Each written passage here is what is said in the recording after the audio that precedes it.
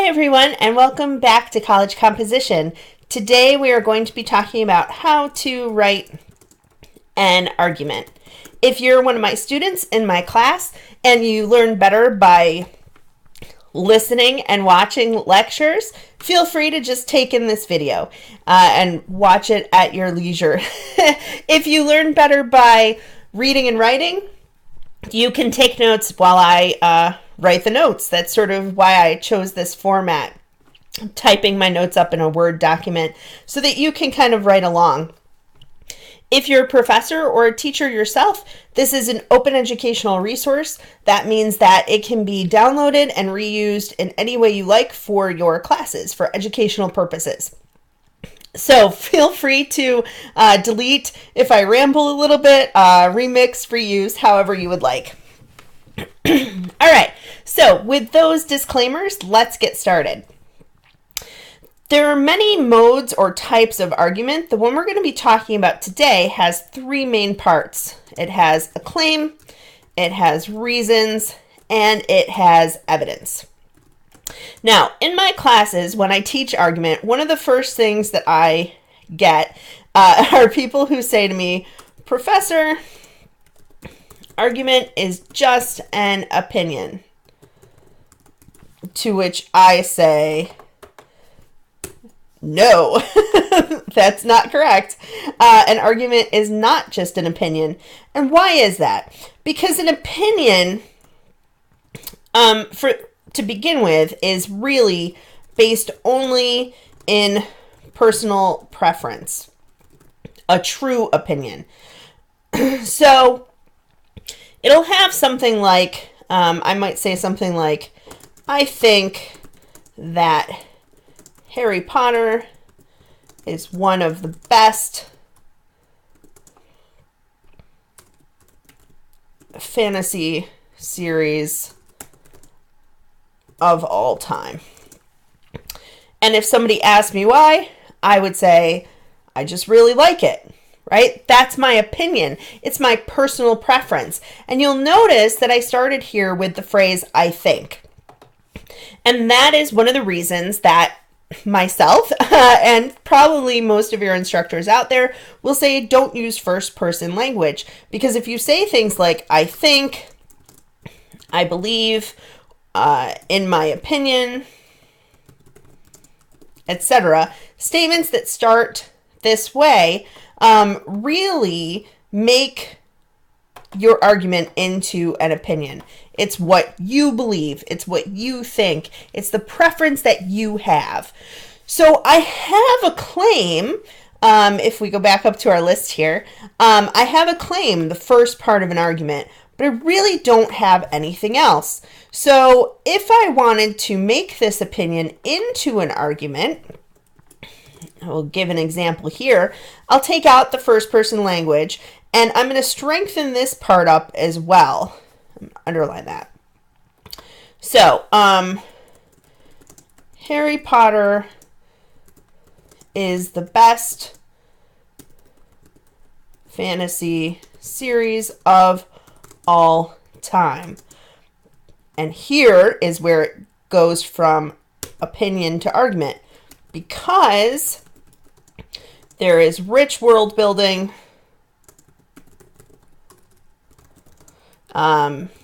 intricate character development, and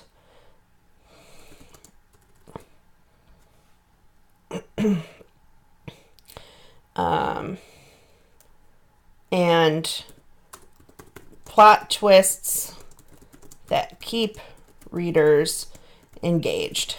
Okay, so I have now three reasons for my argument: world building, character development, and plot twists. If we go back up here, I now don't just have a claim. It's not based on my opinion. It's based on a few other things, right? I have reasons.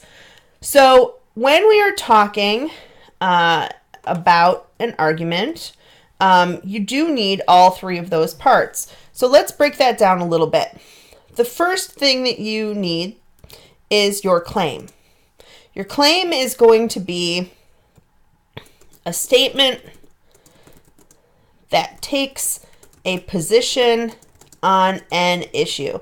So whatever is being argued. I'm going to have the example here.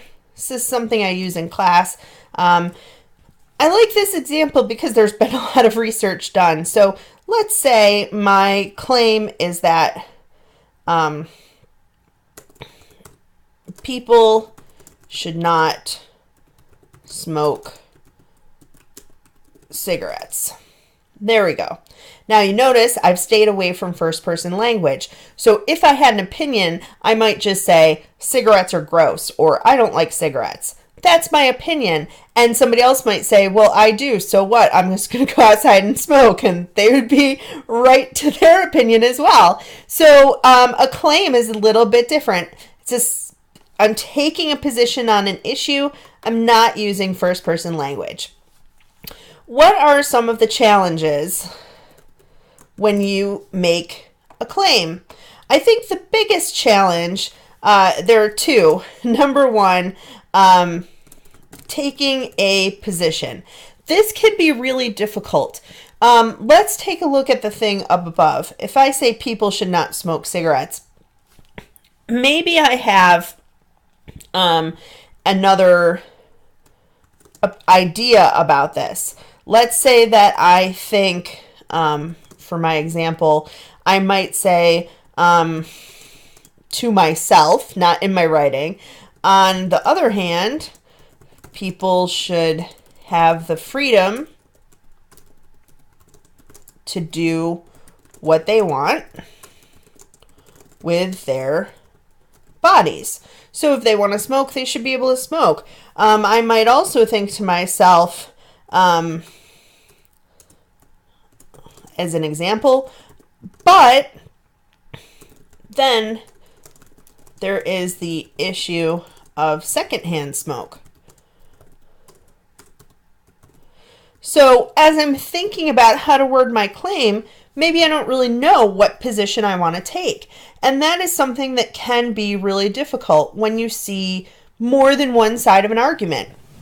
The nice thing about being in college is that that's really and truly what college is about. It's really trying to move you beyond black and white thinking, which is something that a lot of younger kids do. They'll say, cigarettes are bad, nobody should smoke, right? Or, my daddy smokes, so cigarettes should be fine and legal. They just look at things in black and white terms. And part of college is thinking critically and going beyond just black and white. Probably more shades of gray than 50, but it's neither here nor there. So sometimes, though, the problem with trying to take a position comes to our second challenge, which is making sure that your claim is clear. So let's say I look at my original thought that people should not smoke, and then I think about personal freedom, and I think about secondhand smoke, and I really want to have a claim that's a little bit more nuanced than just people should not smoke, right? So let's have my example.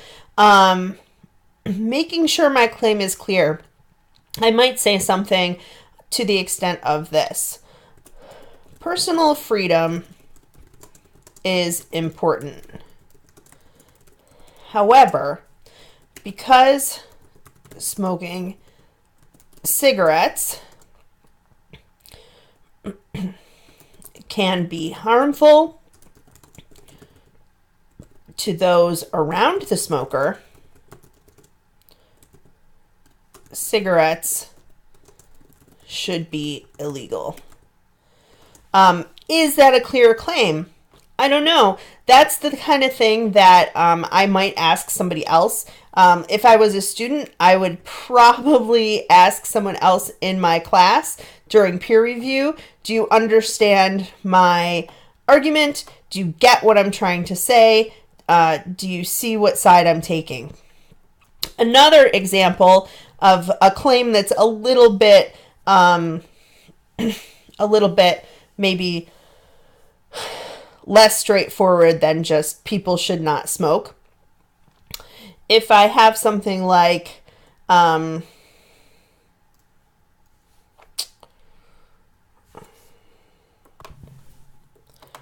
since personal freedom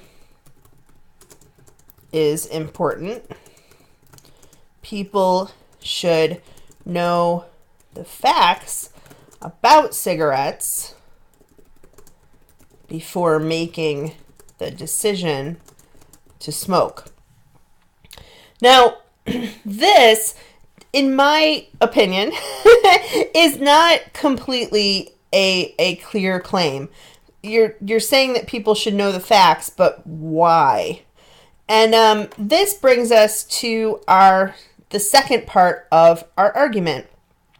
So after you have a claim, you also need reasons.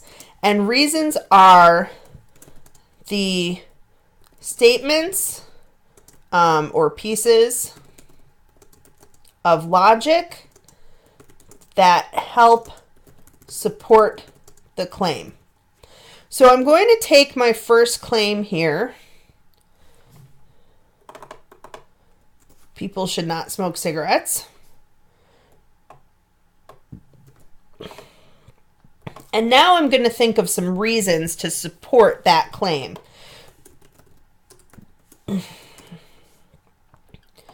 So why should people not smoke cigarettes?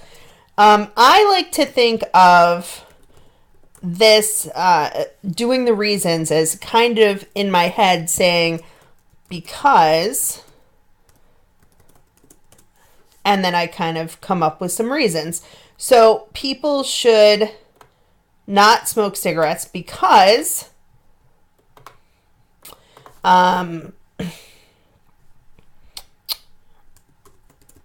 cigarettes cause cancer, asthma, and other health problems.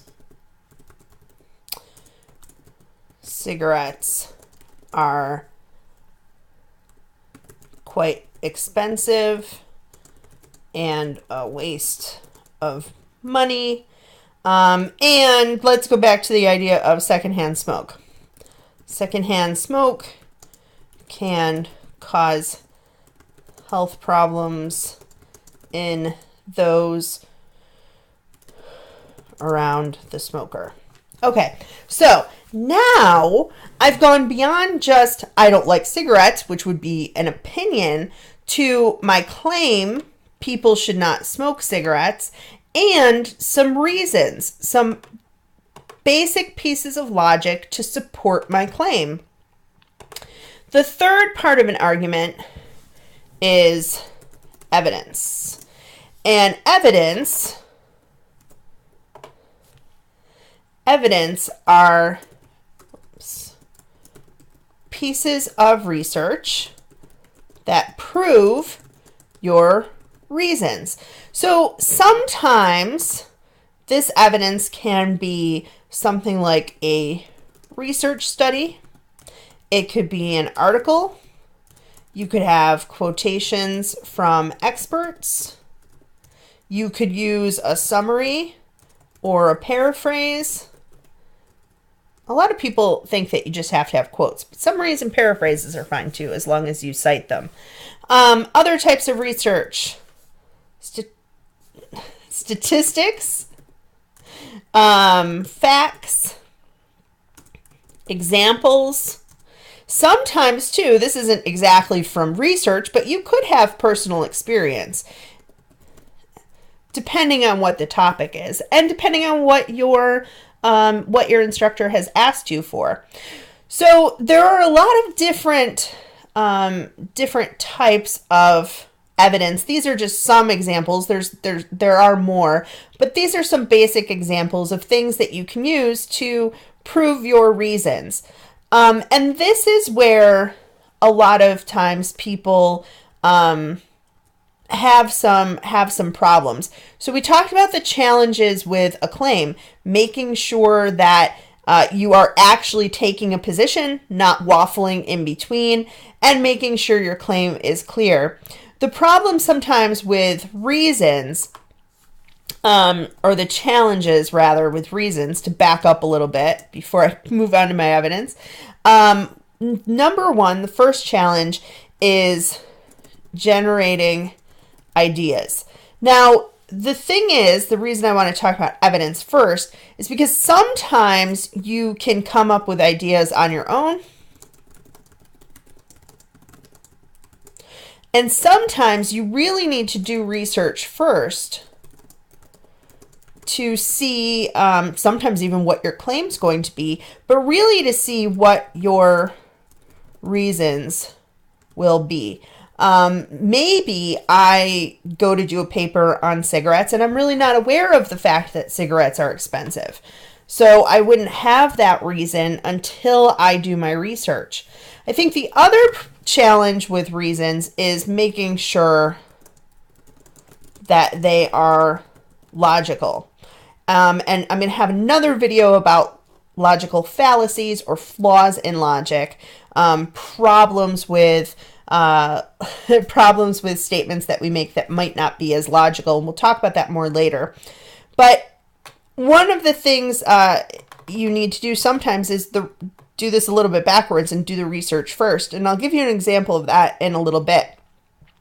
But let's go back down now to our evidence. So we have research studies, articles, essays, quotations, summaries, paraphrases, statistics, facts, everything like that.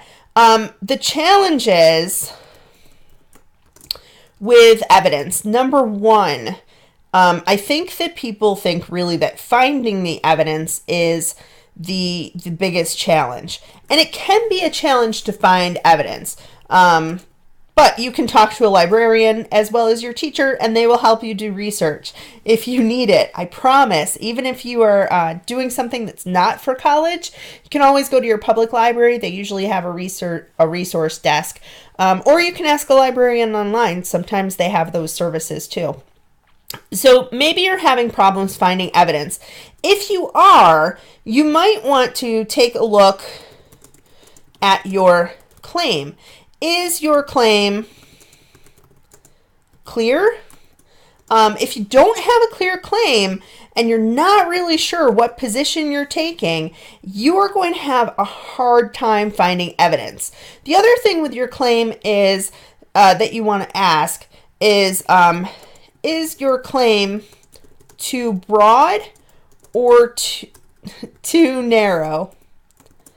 If you have a claim that is too broad, if you say something like, global warming is a problem and so is pollution, and people should recycle and cut back on the amount of pollution that they make.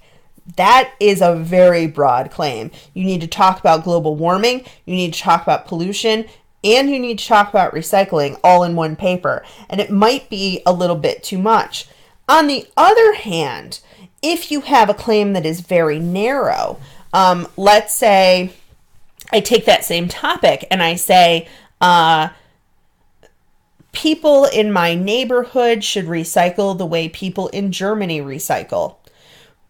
Well, there might only be one or two resources about how people in Germany recycle, and believe me, they do a lot. But I don't know that you could really find a lot of resources about that, right? Or find evidence. So that's one of the other things. One of the first things, looking at your claim. The second thing is looking at your reasons. So are they solid? Do you repeat anything? I have a lot of times people who have sort of one idea and they repeat it a couple times and then they can't find evidence to back it up. One of the examples of this last semester, I had someone who wrote about vegetarianism, and she basically, her entire argument, her main reason was that people should be vegetarians because of cruelty to animals. So then she talked about how cows are treated, how chickens are treated. And then she didn't have a lot of anything else because she didn't have enough reasons. So that's, do you have enough reasons or do you need some more? And if you do, that might be something to look at so that you can fix your reasons first and then go and look for more evidence. The other challenge with evidence is making sure that your evidence connects to your claim. I find a lot of times that people will find evidence on their topic, but it doesn't necessarily connect to your claim. So let's say I am arguing, again, that people should not smoke cigarettes, and I find some article that says smoking is a personal choice, and whenever I smoke, I exercise my freedom to live my life the way I choose. It is no different than having a drink or eating a greasy hamburger. Now, I'm making this up, but I'm going to say that this is said by Mike Jones, and it was on page 3 of whatever essay he was writing. So if a student tried to use this in their paper, I would say that it doesn't really connect to their claim. The claim is that people should not smoke cigarettes, and there are no reasons that we have so far that talk about personal freedom or choice. So I'm going to paste my claim and my reasons here, and I'm going to focus on this one right here. I have actually found a piece of evidence to back that up. So now my mic fell over, and it's probably causing major issues here. Okay, so here is my evidence. I'm going to summarize what this source says. This is from an article by Jessica Fowler. So according to research by Jessica Fowler, cigarettes cost between $5 and $8 on average in the United States. In some states, such as New York, a package of cigarettes can cost up to $12. A smoker, let's see, I'm reading it again. A smoker could spend over, here's my fact, $4,690 per year on cigarettes alone. And that is, oh, it's not, there aren't any pages for that source, so I'm just going to put her last name because I don't have her last name in this sentence. Now, a couple things here you notice. I've introduced my evidence. I've told you where it is from and what type of evidence it is. It's research by Jessica Fowler.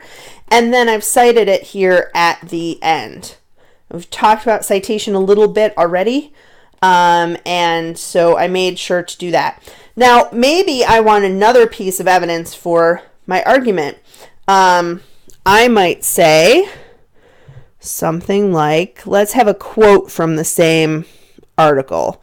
So this time I'm going to quote a little bit further down. There we go. Fowler states, I'm going to put rights because the word states is in the quote. In every state, the cost to buy cigarettes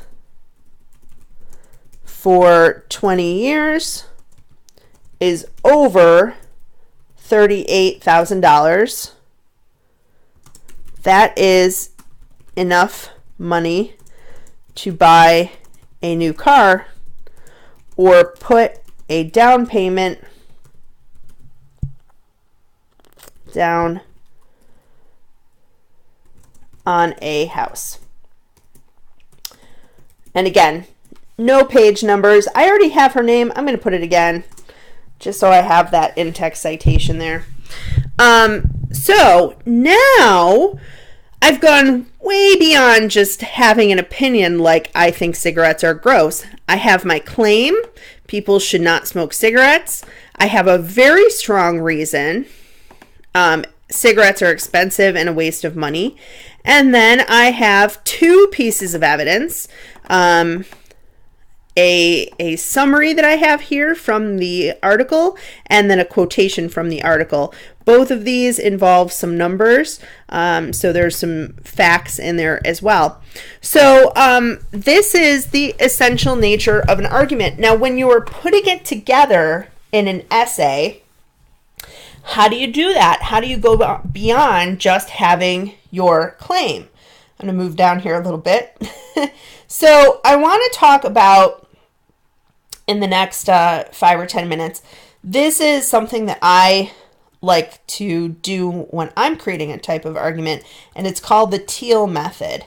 And that stands for topic sentence,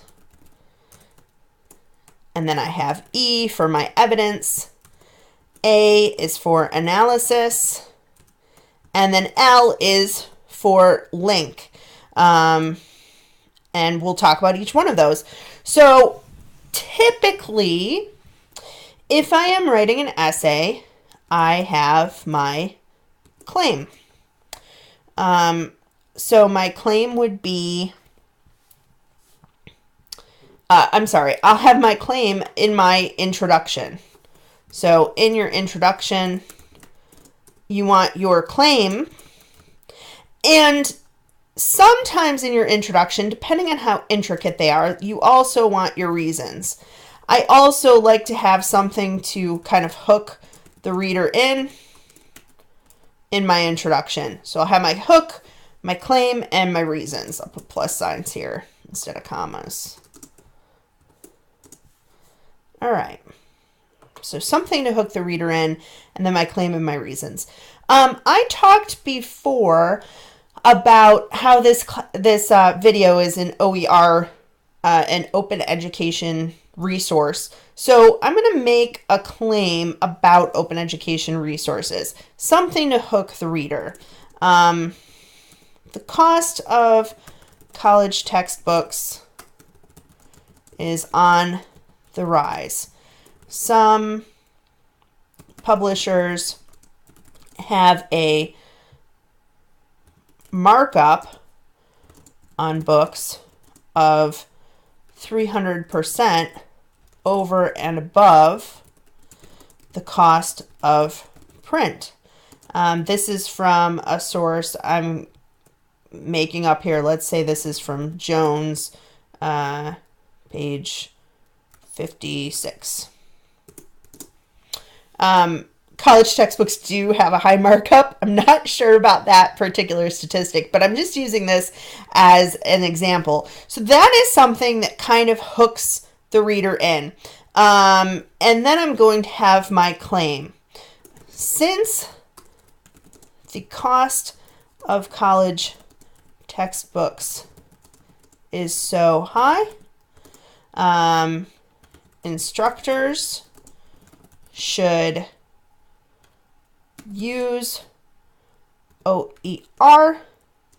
I'll put here open educational resources, and then I'll put OER in parentheses. Okay, so that's my claim. And then I'm going to have my reasons. OER texts and videos are easily accessible to students. They allow instructors to teach things in a variety of ways, and they are usually more up to date and current than textbooks. Okay, so I have a hook here. In yellow is my claim, and here are my reasons in blue.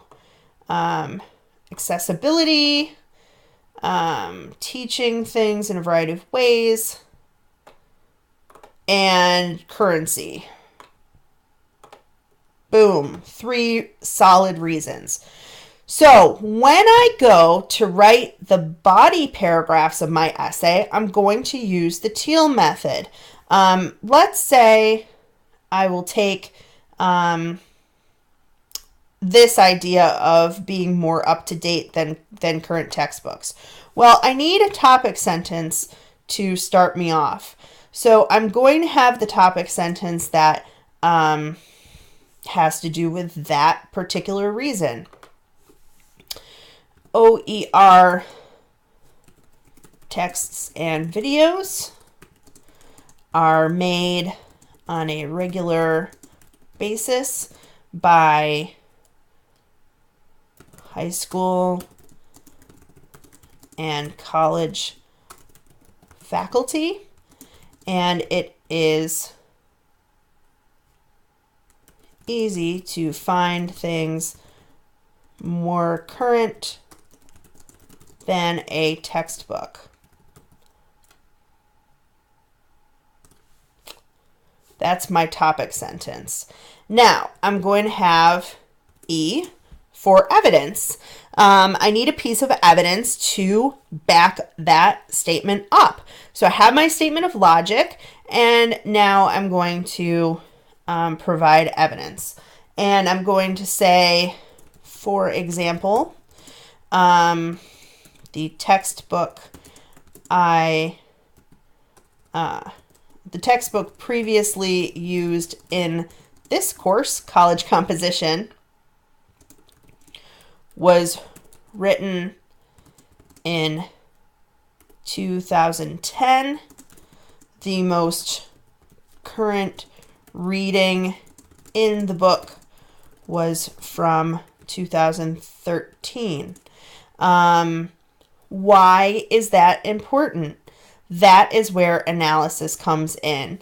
And this part, I'm going to go into a little bit more detail after I finish this Teal explanation, because I think that people really have a challenge and sometimes struggle with how to do analysis. So we'll talk about that in a little bit more depth.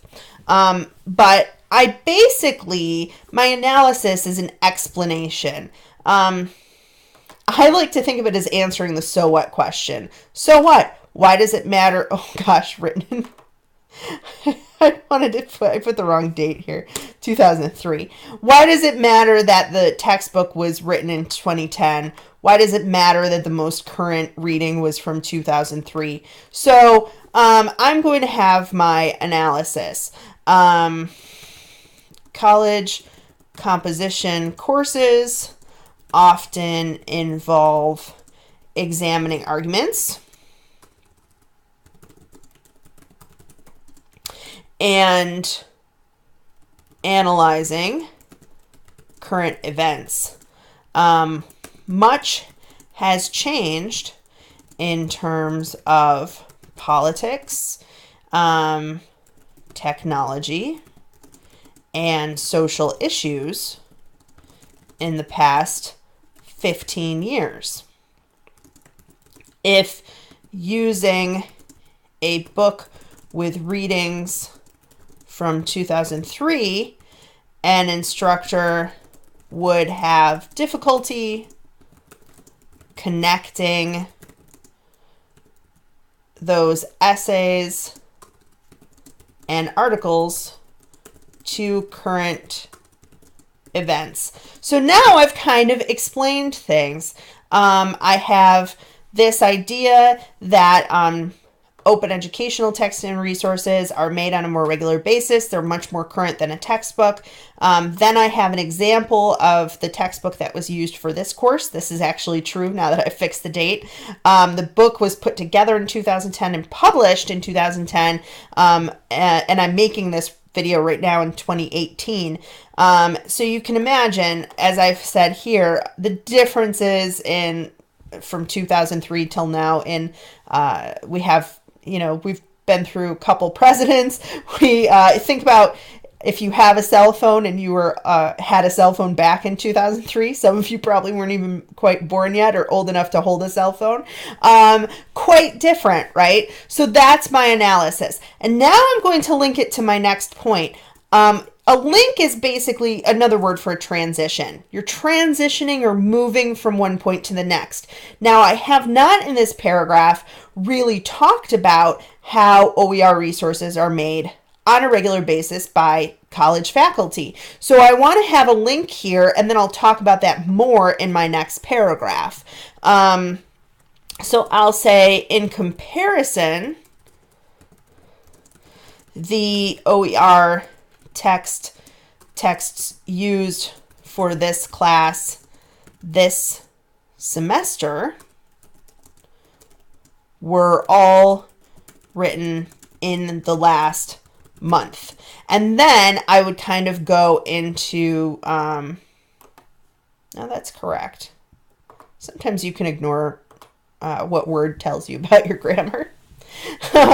Texts were all written in the last month. And then my next paragraph would have something about a topic sentence that would have something about the texts I'm using this semester.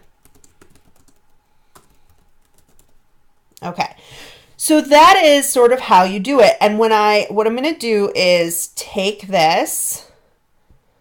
Here we go. And I'm going to copy and paste it and put it in a regular sized font. We're working in 24 font right now. If you ever turn in a paper in 24 font, I feel like that won't go very well for you in your class. So I'm going to take this and just show you kind of how this would look in your essay. And I'm going to indent my paragraph. I'm going to do this. And we're going to put it down to 12. Okay. Now you can kind of see, and then we'll double space. And we will put this on a new page just so I can show you a few things about this. Okay. I usually recommend that people's paragraphs are about 1/3 to 1/2 of a page. And you can see when I have this all together, that is about what I have. If I copied and pasted this just for length purposes to show you a couple more times, there we have it, right? You have about 1/3 to 1/2 of a page, and you really want to keep them at about that level because they're easier to read and it keeps your information organized in a way that your reader can understand. So I did not have any evidence from outside sources here because I'm giving an example as my piece of evidence. But I want you to notice, let's say that I have this, let's say that this is a quote. One teacher says, quote, and then I have, I'm quoting myself now. This will be from Hall, and there's no pages on this. Okay, so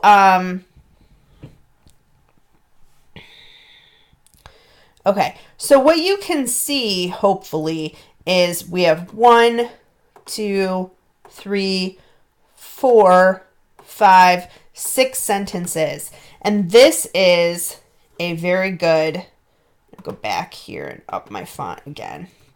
This is a very good ratio. I have 1 sentence of quotation and 6 sentences that are my own. I usually recommend to people that they have at least a 1-to-4 ratio. What does that mean? That means that for every one sentence of quotation, or let's say, or paraphrase, for every one sentence of quotation, you're going to have 4, I'll say 3 to 4, I'll be generous here, 3 to 4 sentences that are your own. One of the problems that I find with essays, particularly with argument, is that people really want to focus on that evidence piece sometimes. So they'll have like introduction and quote and another introduction and another quote, and then it's just quote, quote, quote, quote, quote. And they're really missing the rest of this Teal method. So they're focusing so much, they'll have the topic sentence and the evidence, and then they'll just go to the next point. And they really kind of skip over this analysis piece.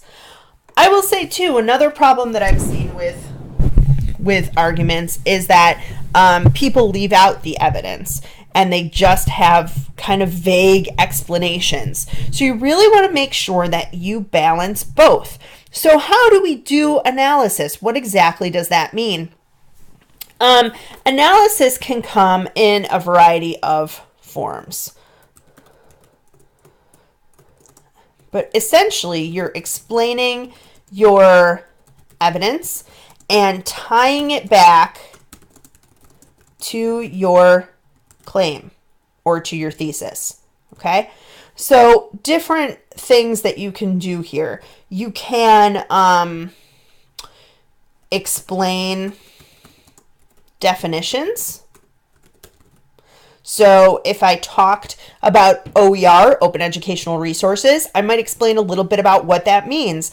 Some people think it just means a textbook. Other people think it means YouTube videos like this one. And I might explain a little bit what exactly is an open educational resource. Another thing that you can do is you can explain parts. So if you have something like OER for your topic, I might break that down and I might say, sometimes you can replace your entire textbook. Here's what that would look like. Sometimes you can supplement your textbook. That means you use your textbook, but you want like a video or a podcast to give students information in a different way. Sometimes you can augment your resource, which means that maybe my textbook doesn't have a thing about argument and I want a video or another reading for students to put that into place. You can examine causes and effects. You can examine, or you can, you can compare and contrast two things. You can describe something a little bit further for your reader. Maybe you have an example that you want to give a little bit more description of. So let's say my example before, I had that book where nothing was written before 2003. What was one essay in that book that was particularly outdated? I could describe that a little bit more. You can sometimes connect your evidence to another piece of evidence that you've given earlier. So let's say I'm talking about smoking and I've talked about the cost of cigarettes. I can connect that and say there are other costs like health costs, the cost for cancer treatments, the cost for doctor visits. Those costs are over and above the cost of cigarettes, right? So I can connect one piece of evidence to another. Other things that you can do, you can counter someone else's claim. We're going to have a different video about that. There are many different ways that you can do that. Another way to analyze is to show significance. Talk about why something is important. You can also talk about the process of something. So let's say my claim is that cigarettes should be illegal. What does that process exactly look like? How are we going to help the farmers maybe who are growing tobacco to grow something else? How are we going to put laws into place? Are they going to be federal laws, or are they going, sorry about that, are they going to be state laws, that kind of thing? You can sometimes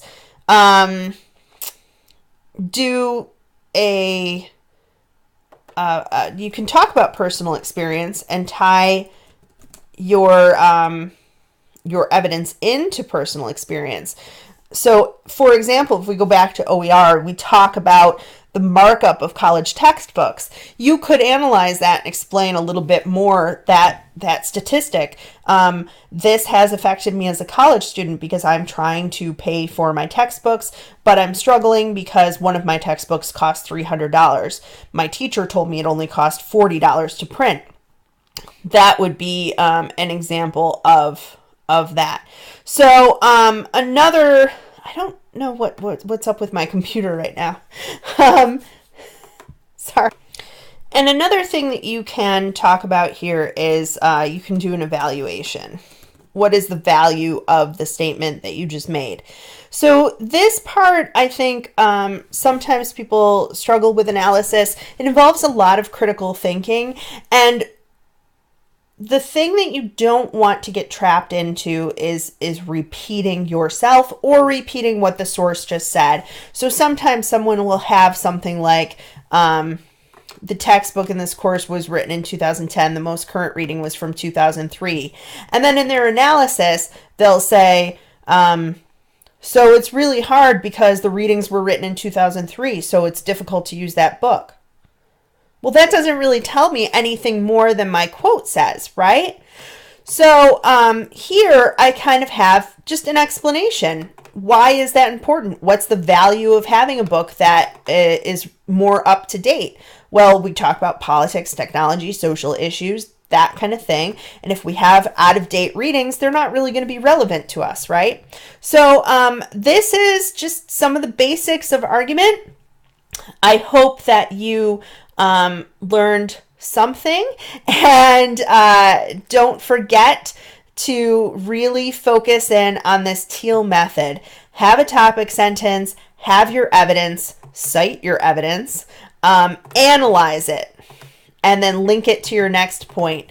If you have all four of those things, you will have a very well-structured argument. And even if some of your evidence is weak or some of your topic sentences are weak, the structure of your argument will help you to persuade your audience. So that's it. Thanks so much, guys, for watching, and there will be probably more videos soon. Have a great day.